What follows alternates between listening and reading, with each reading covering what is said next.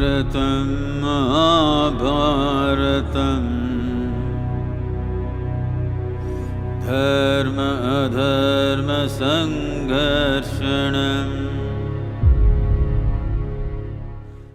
By this time, Karna had learned that he was Kunti's son and the eldest of the Pandavas. A few days before, Lord Indra had come to him in the guise of a Brahmin. He had sought from Karna as charity Karna's earrings and the armor with which he had been born. Indra wished to make it easier for his son Arjuna to overcome Karna in the impending war. The sun god, the father of Karna, had then appeared and said to Karna, "My child, do not give this Indra, who has come in the guise of a Brahmin, anything. He is deceiving you." He had also narrated the story of Karna's birth. Sage Durvasa granted Kunti, who was yet unmarried, a boon. She wished to test its efficacy and worshipped me and gave birth to you. She was afraid of a scandal, so she placed you in a box and let it float on the river. Athiratha, a charioteer, found the box and brought you up. So the sun god had told him. Karna heard the words of the sun god.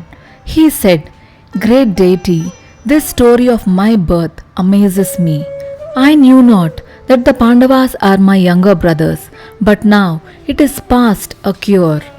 Whoever this Brahmin may be, Indra or anybody, he will receive whatever he asks. It is my nature to grant whatever a suppliant seeks." When Lord Indra, disguised as a Brahmin, approached him and made his request, Karna cut off the earrings and the armor which was attached to his skin and gave them to the Lord of Heavens. Indra was immensely pleased with Karna's munificence. He was also unhappy that he was being unjust to such a man. He said, "Karna, you are matchless in munificence.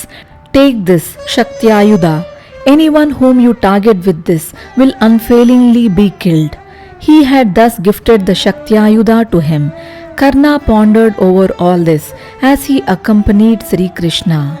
Sri Krishna said, "Karna, you know already, don't you, that you are the son of Kunti. You are her eldest son, and therefore Yudhishthira and the other Pandavas are your younger brothers. As you know, the impending war is not a clash between two armies or individuals. It is between two principles, between right and wrong, between truth and untruth, between dharma and adharma. Karna, you are on the side of injustice just because you wish to please Duryodhana. You will not be angry, will you, if I say that you are also responsible for the hardships of the Pandavas? Knowingly or unknowingly, you treated your brothers as no righteous man will do. And yet the Pandavas did not ill-treat you. Even now they are willing to be content with a meager share of the land. But Kaurava did not concede even that. Karna, it would be against dharma for you to support Kaurava in this war. Besides, the Kaurava party is the losing party. A leaking boat is bound to sink. Therefore, those who are in the boat must hasten to leave it. That is sensible. Therefore, leave the party of the Kauravas, which is like a leaking boat. Join the Pandavas. They will honor you as their eldest brother. They will win in this war and make you the king." Karna replied, "Sri Krishna, I have already pondered over all that you said. When in the past the Kauravas wronged the Pandavas, I did not know that the Pandavas were my brothers. I became a party to those unjust deeds solely to please Duryodhana. I now repent my conduct. But one word I must say about Duryodhana. However reprehensible his conduct towards the Pandavas or other elders may have been, he has always been most generous towards me.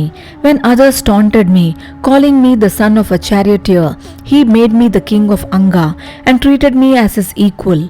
He has always treated me as a bosom friend. Therefore, in this hour of grave crisis, I cannot desert him. I cannot join the Pandavas. Pray forgive me. One thing more, do not tell the Pandavas that I am their brother. Who can tell what the effect of such information at this hour will be? So be silent over this."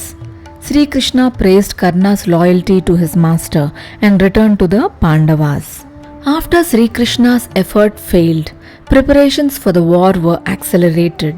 The Pandavas had an army of 7 Akshohinis. One Akshohini comprises 21,870 elephants, 21,870 chariots, 65,610 horses, and 1,09,350 foot soldiers.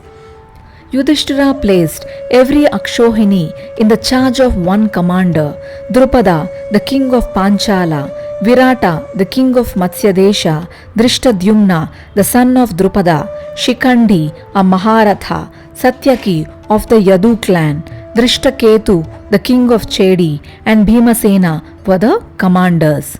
Drishtadyumna was the commander-in-chief of the entire army.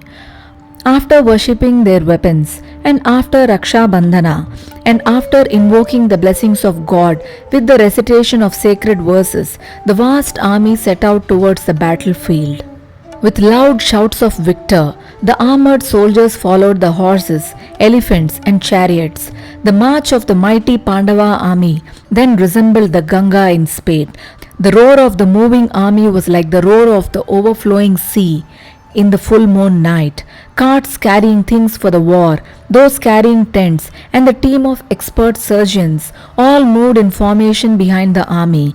The well-organized army reached Kurukshetra.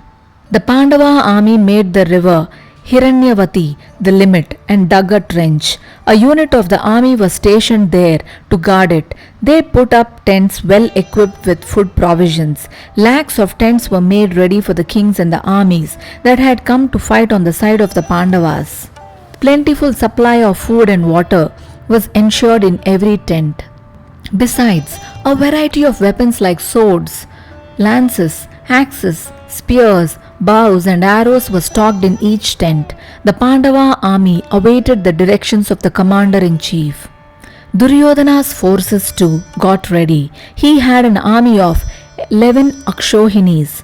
11 eminent warriors were selected to lead these forces: Bhishma, Kripacharya, Dronacharya, Shalya the ruler of Madra, Jayadratha the king of Sindhu, Sudakshina the king of Kamboja, Kritavarma, the son of Bhojaraja, Dronacharya's son Ashwathama, Karna, who was a Maharathi, Bhurishravassu of the lunar dynasty, and Shakuni, the king of Gandhara, were the commanders.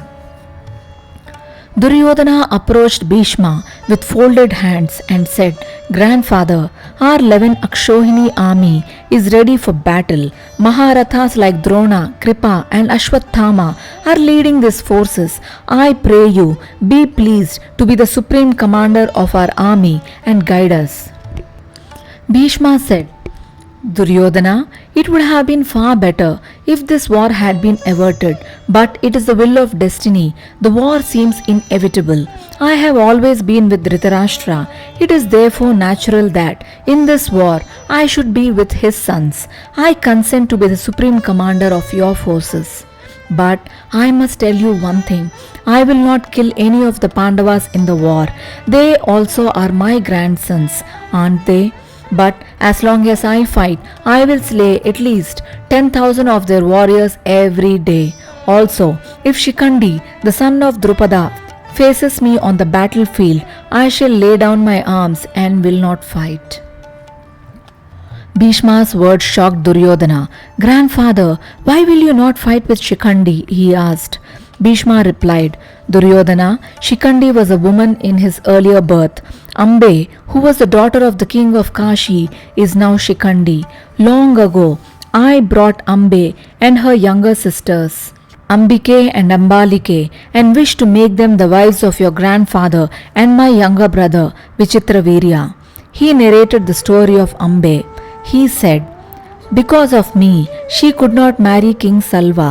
So she was enraged and undertook a tapas to destroy me, and has been born as the daughter of Drupada. After some time, she was transformed into a man.